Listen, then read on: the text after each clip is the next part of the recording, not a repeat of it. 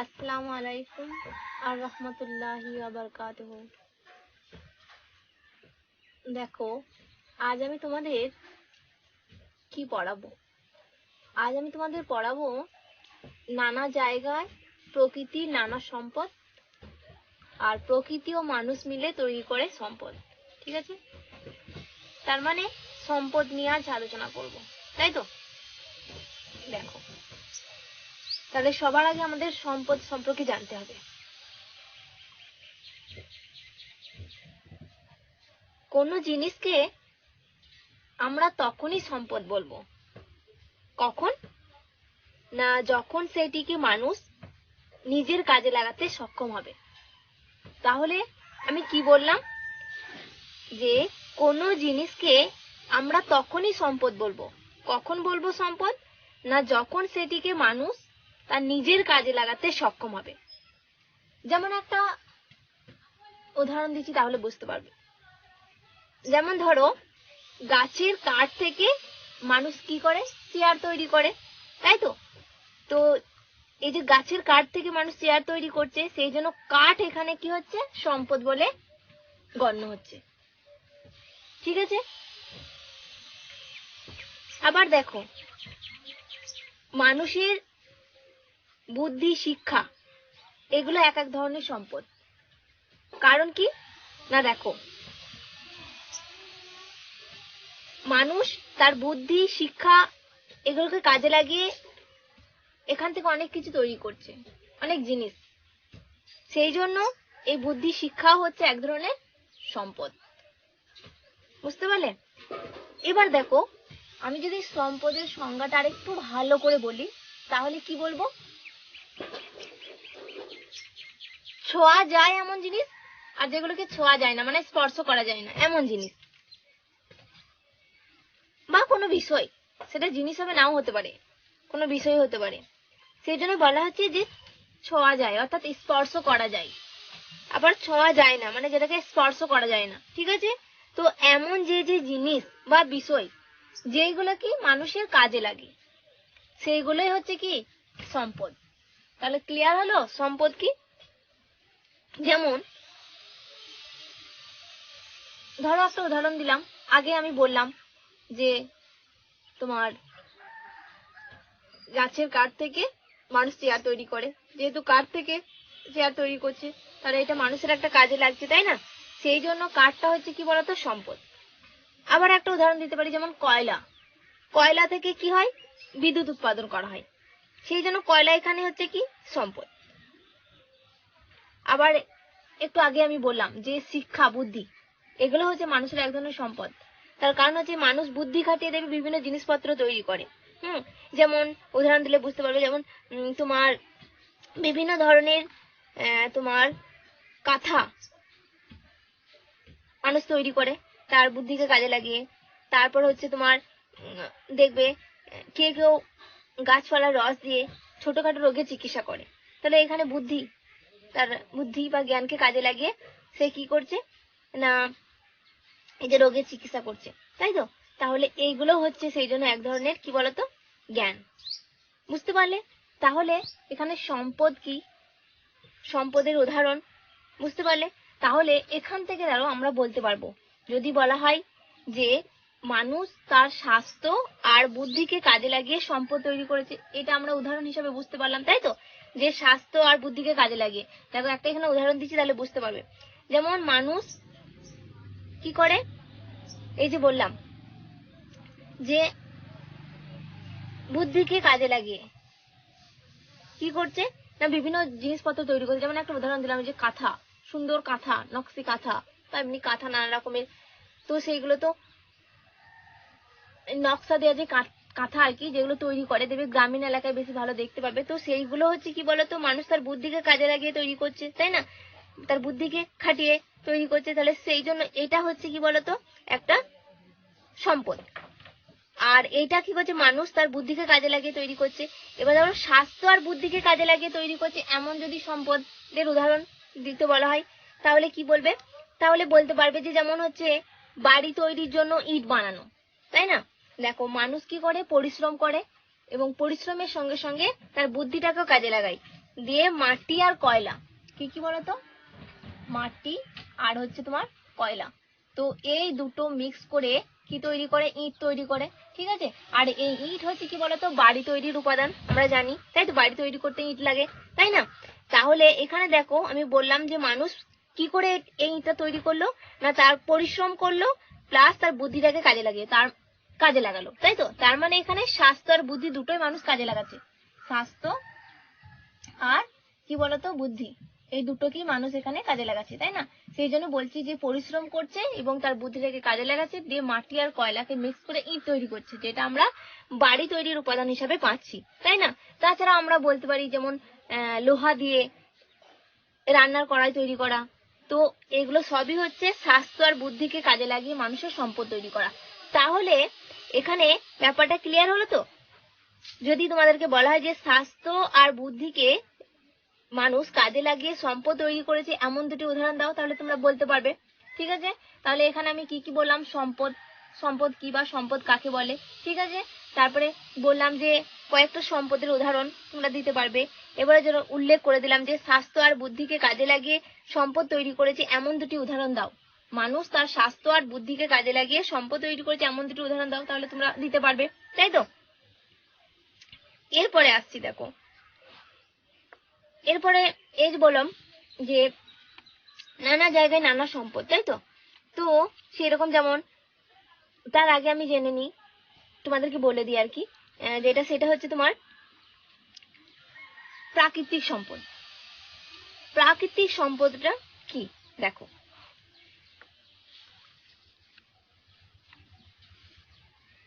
কি বললাম, প্রাকৃতিক সম্পদ,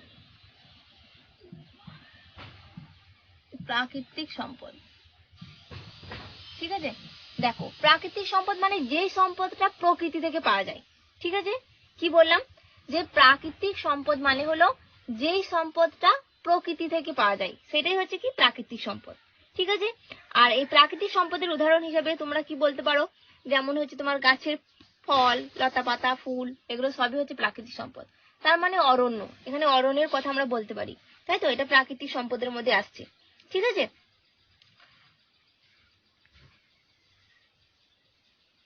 এরপরে যদি বলা হয় প্রাকৃতিক সম্পদকে মানুষ কি কি সম্পদ তৈরিতে ব্যবহার করেছে এমন দুটি উদাহরণ দাও। হ্যাঁ, তাহলে কি বলবে, যেমন প্রাকৃতিক সম্পদকে মানুষ বিভিন্ন সম্পদ তৈরিতে কাজে লাগিয়েছে। যেমন একটা উদাহরণ আমি অনেক আগেই বললাম, তো আবার বলছি, যেমন কাঠ থেকে কি বললাম, চেয়ার তৈরি করা, তাই না? তাহলে এখানে এটা যেমন কাঠ যেটা, এটা হচ্ছে প্রাকৃতিক সম্পদের উদাহরণ, তাহলে সেখান থেকে চেয়ার তৈরি হচ্ছে, তাই তো। আবার কয়লা, কয়লা প্রাকৃতিক সম্পদ, তাহলে সেই কয়লা থেকে কয়লা পুড়িয়ে আমরা কি তৈরি করছি, বিদ্যুৎ তৈরি করছি, তাহলে এটাও প্রাকৃতিক সম্পদ, তাই না? তাহলে প্রাকৃতিক সম্পদকে এখানে মানুষ তোমার সম্পদ তৈরিতে ব্যবহার করছে, বোঝা গেছে? তাহলে যদি বলা হয় যে প্রাকৃতিক সম্পদকে মানুষ কি কি সম্পদ তৈরিতে ব্যবহার করছে, তখন তোমরা এটা বলতে পারবে, যেমন কাঠ থেকে চেয়ার তৈরি করা, কয়লা পুড়িয়ে বিদ্যুৎ উৎপাদন করা, ঠিক আছে। তাহলে এখান থেকে আমরা দেখো কি জানতে পারলাম, যে প্রাকৃতিক সম্পদ কি, প্রাকৃতিক সম্পদের কয়েকটা উদাহরণ, ঠিক আছে। প্রাকৃতিক সম্পদকে মানুষ কি কি সম্পদ তৈরিতে ব্যবহার করছে সেটাও আমরা জানতে পারলাম। তার মানে এখান থেকে আমাদের কাছে একটা বিষয় ক্লিয়ার হলো যে প্রকৃতি আর মানুষ মিলে তৈরি হচ্ছে কি বলতো, সম্পদ। প্রকৃতি আর মানুষ, তাই তো, মানুষ, এই প্রকৃতি আর মানুষ মিলে তৈরি হচ্ছে কি বলতো, সম্পদ, তাই তো, বুঝতে পারলে? তাহলে দেখো আমরা এখানে প্রাকৃতিক সম্পদ সম্পর্কে জানলাম, যে প্রাকৃতিক সম্পদ কাকে বলে। তাহলে আমরা কি জানলাম, যে প্রকৃতি থেকে আমরা যে সম্পদটা পাচ্ছি সেটা হচ্ছে প্রাকৃতিক সম্পদ, তাই তো। যেমন হচ্ছে গাছের ফুল, ফল, পাতা, এগুলো সবই। হ্যাঁ, এক কথায় যদি আমরা বলি অরণ্য, তাহলে সবচেয়ে বেশি ভালো হবে, তাই তো। বায়ু, হ্যাঁ, এগুলো সবই হচ্ছে প্রাকৃতিক সম্পদের উদাহরণ। এখানে আমরা জেনে নেবো আর একটা সম্পদ আছে, যেটা হচ্ছে কি মনুষ্য সৃষ্ট সম্পদ, তাই তো, যেটা হচ্ছে মানুষের তৈরি সম্পদ, অর্থাৎ মানুষ তার বুদ্ধি আর জ্ঞানকে কাজে লাগিয়ে যে সম্পদটা তৈরি করছে, মনুষ্য সৃষ্ট সম্পদ,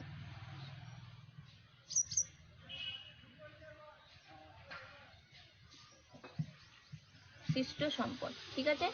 এটা মানে কি না, যেটা মানুষ সৃষ্টি করছে, তাই তো? মানুষের দ্বারা থেকে যে সম্পদ সৃষ্টি হচ্ছে সেটা হচ্ছে মনুষ্য সৃষ্ট সম্পদ।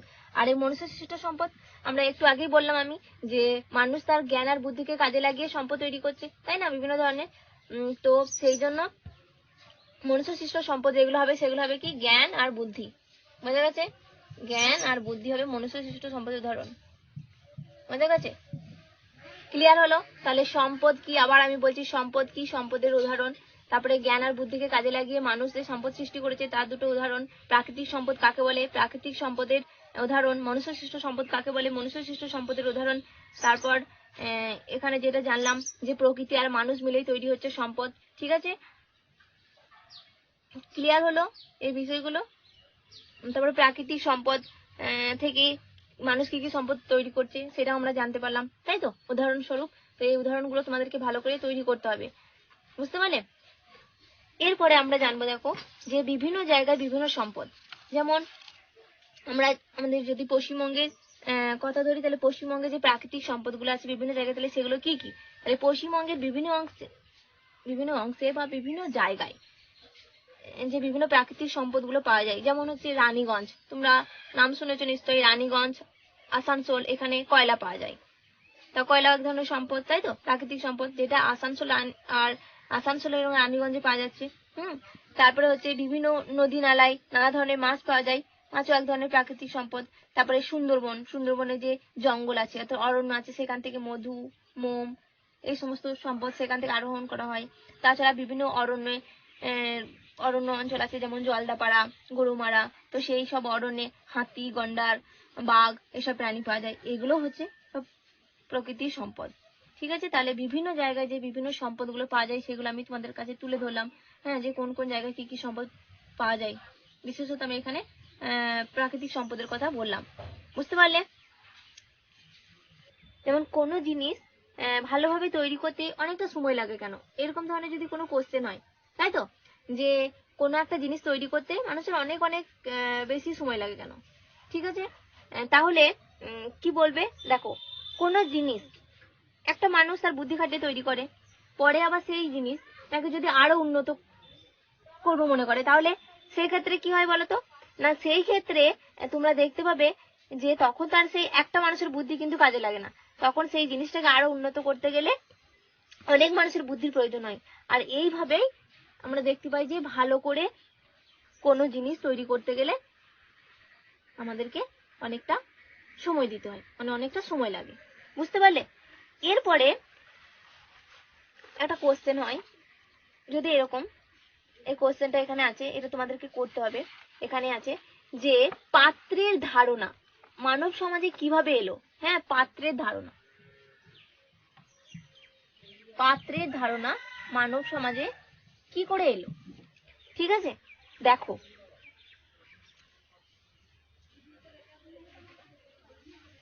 এটা আর একটা উদাহরণ হিসাবে আমরা বলতে পারি, যেমন আগে যে কথাটা আমি বললাম। হ্যাঁ, যেমন আমরা বলতে পারি এই পাকা বাড়ি তৈরির কথাটা, যেমন মাটি আর কয়লা দিয়ে তৈরি করেছে ইট এবং তা দিয়ে তৈরি করেছে পাকা বাড়ি। এটা যেমন একজন মানুষের বুদ্ধির কাজ নয়, ঠিক সেম ভাবে আমরা রান্না করার কথাটাও বলতে পারি। আমরা প্রাচীন যুগের কথা, যেমন এটা যেমন একে একে অনেকজন মিলে, একজন মানুষের বুদ্ধি যেমন কাজ হয়নি, অনেকজন মিলে একত্রিত হয়ে মানে বুদ্ধিকে কাজে লাগিয়ে তারা যেমন এই পাকা বাড়ি তৈরি করতে সক্ষম হয়েছে, ঠিক সেম ভাবেই আমরা এই রান্না করার কথাটাও বলতে পারি। এই আর রান্না করার কথা থেকেই আমরা আসবো যে কিভাবে তোমার পাত্রের ধারণা মানুষের মধ্যে এসেছে। ঠিক আছে? তো দেখো, আমরা যদি প্রথম দিকে দেখি, অর্থাৎ আদিম যুগে যদি দেখি, তাহলে সেই সময় মানুষ প্রথমে কি করতে পারতো? বনে জঙ্গলে বসবাস করতো। ঠিক আছে? গাছের ফলমূল খেত। তারপরে আস্তে আস্তে যখন মানুষ উন্নত হলো তখন তারা গুহায় বসবাস করতে শুরু করলো। ঠিক আছে? তারপরে আমরা দেখতে পাবো যে তারা তোমার কাঠে কাঠে ঘর্ষণের ফলে বা তোমার চকচকে বা ঝলমলে যে পাথর, সেই পাথরের পাথরে ঘর্ষণে এর ফলে তারা আগুন জ্বালাতে শিখলো। তো সেই আগুন জ্বালানোর মাধ্যমে তারা কি করলো? তখন আর কাঁচা মাংস খেত না, তখন তারা সেই আগুনে পুড়িয়ে ঝলসানো মাংস খেতে লাগলো। ঠিক আছে? তো সেই ঝলসানো মাংস খাওয়ার সময় তাদের সেই সময় মানুষের মাথায় এলো রান্নার ধারণা, বুঝতে পেরেছো? তো তখন তারা ভাবলো যে রান্নার জন্য তারা রান্না কিভাবে করবে, তাদের রান্নার জন্য বাসনপত্র চাই, আবার যদি পাত্র না থাকে তাহলে তারা রাঁধবে কিসে, তাই না? আর রাঁধবেই বা কিসে, আর কিসেই বা সেই রান্না করা খাবার রাখবে, আর খাবেই বা কিসে। তো এই সমস্ত ধারণা থেকেই তাদের মনের মধ্যে কি বলতো এই পাত্রের ধারণা জন্মালো। বুঝতে পেরেছো? তো তারপরে তারা তখন তাদের বুদ্ধিকে কাজে লাগিয়ে প্রথমে মাটির কড়া করলো, তারপর হাঁড়ি বানালো, ঠিক আছে। তারপর আস্তে আস্তে যত মানুষ উন্নত হতে লাগলো, তারপর আরো উন্নত ধরনের জিনিস তৈরি করতে লাগলো। যেমন পরবর্তী পর্যায়ে আমরা যেটা দেখতেছি স্টিলের বাসন, ঠিক আছে, এগুলো তৈরি হলো। বোঝা গেছে যে পাত্রের ধারণা মানব সমাজে অর্থাৎ মানুষের মনে কিভাবে এসেছিল, ঠিক আছে, কোন চিন্তাধারা থেকে মানুষ পাত্র তৈরি করতে শুরু করেছিল। বুঝতে পারলে কি বললাম? তো এইটাও একটা কোশ্চেন হবে যে পাত্রের ধারণা মানব সমাজে কিভাবে এলো, তার মানে মানুষ কিভাবে পাত্র তৈরি করেছিল, কোন চিন্তাধারা থেকে। ঠিক আছে, বুঝতে পারলে কি বললাম? তাহলে আমি তোমাদেরকে যতটুকু পড়ালাম এটা বুঝতে পারলে তো? এটা ভালো করে দেখবে, আর যদি কোনো প্রবলেম হয় অবশ্যই আমাকে জানাবে, ঠিক আছে। এবার দেখো আমি তোমাদের বাড়ির জন্য কিছু টাস্ক দিচ্ছি, এটা তোমরা নিজেরা করবে এবং করার পর আমার হোয়াটসঅ্যাপ নাম্বারে সেন্ড করবে, তারপর আমি চেক করে দেবো, ঠিক আছে। দেখো আমি তোমাদেরকে একটু সহায়তা করছি, মানে আমি একটু বলে দিচ্ছি তোমরা এইভাবে করবে। যেমন তোমাদেরকে এইভাবে কোশ্চেনটা দেওয়া হলো যে তোমাদের এলাকার যে প্রাকৃতিক সম্পদ, হ্যাঁ, কয়েকটা প্রাকৃতিক সম্পদের নাম লেখো, তোমাদের এলাকার কয়েকটি প্রাকৃতিক সম্পদ, ঠিক আছে।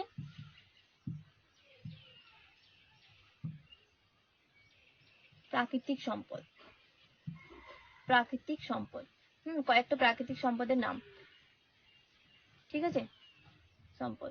তাহলে কি লিখবে না, যেমন ধরো নদী, পুকুর, গ্রামীণ এলাকায় বাস করলে এগুলো থাকবে, তাহলে নদী, পুকুরে ডোবার জল হবে, তারপরে সূর্যের আলো, বায়ু, ঠিক আছে, এগুলো সবই হবে কি বলতো এই যে প্রাকৃতিক সম্পদ। তোমাদের এলাকার মধ্যে এগুলো পড়বে, ঠিক আছে। যারা গ্রামীণ এলাকায় বাস করে তারা এই নদী, পুকুর, ডোবা জল লিখবে, ঠিক আছে, বুঝতে পারলে। আর তার পাশাপাশি সূর্যের আলো, বায়ু, ঠিক আছে, জলের মাছ, এগুলো সবই হবে প্রাকৃতিক সম্পদ। বোঝা গেল? আর এবার যদি বলা হয় যে এই প্রাকৃতিক সম্পদ অন্যান্য, এই প্রাকৃতিক সম্পদগুলো ছাড়াও অন্যান্য যে সম্পদ, ঠিক আছে, অন্যান্য সম্পদের নাম কয়েকটা, ঠিক আছে। অন্যান্য সম্পদের নাম কি লিখবে, যেমন হচ্ছে তোমার মানুষের জ্ঞান, বুদ্ধি, স্বাস্থ্য, ঠিক আছে, এগুলো অন্যান্য সম্পদ। তার মানে এখানে মনুষ্য সৃষ্ট সম্পদের কথা বলা হচ্ছে। বোঝা গেছে?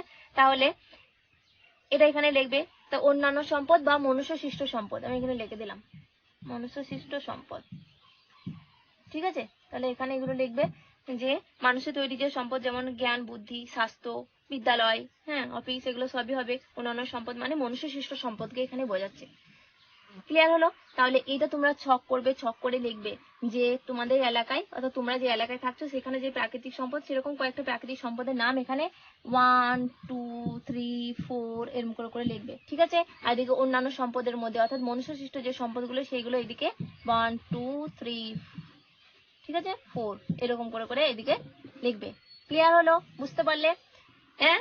আর একটা টাস্ক তোমাদের দিচ্ছি যে যেটা সেটা হচ্ছে যে মানুষের তৈরি সম্পদের নাম, সেই সম্পদগুলো কি কি দিয়ে তৈরি হয় আর সেই সম্পদগুলো কি কি কাজে লাগে, এটাও আর একটা ছক বানাবে। এখানে লিখবে মানুষের তৈরি সম্পদ, ঠিক আছে, মানুষের তৈরি সম্পদ, এখানে মানুষের তৈরি সম্পদের নাম লিখবে। তারপরে যেটা লিখবে সে এই যে সম্পদ, যেই সম্পদগুলোর নাম লিখবে এখানে, হ্যাঁ, এখানে তোমরা 5টা করে লিখবে, ঠিক আছে, 5টা করে। বুঝতে পারলাম? আর দেখো এখানে যে সম্পদগুলোর নাম তোমরা লিখবে সেই সম্পদগুলো কি কি দিয়ে তৈরি হয় সেটা এখানে লিখবে, ঠিক আছে, কি কি দিয়ে তৈরি হয় সেটা এখানে লিখবে। আর এখানে যে সম্পদগুলোর নাম লিখবে না, তো সেই সম্পদগুলো কি কি কাজে লাগে সেটা তোমাদেরকে এখানে লিখতে হবে, ঠিক আছে, কি কি কাজে লাগে। তাহলে বোঝাতে পারলাম? দেখো আমি তোমাদেরকে একটা উদাহরণ দিয়ে বলছি, যেমন খাতা, এখানে ধরো লিখলে যে খাতা, ঠিক আছে, তাহলে খাতা কি দিয়ে তৈরি হয় বলো তো? কাগজ, পিচবোর্ড, ঠিক আছে, এগুলো দিয়ে তৈরি হয়। তাহলে এখানে লিখলে যে পিচবোর্ড, ঠিক আছে, কাগজ, এগুলো দিয়ে তৈরি হয়। এবার কি কি কাজে লাগে, যেমন লেখালেখি করতে কাজে লাগে, তাই তো,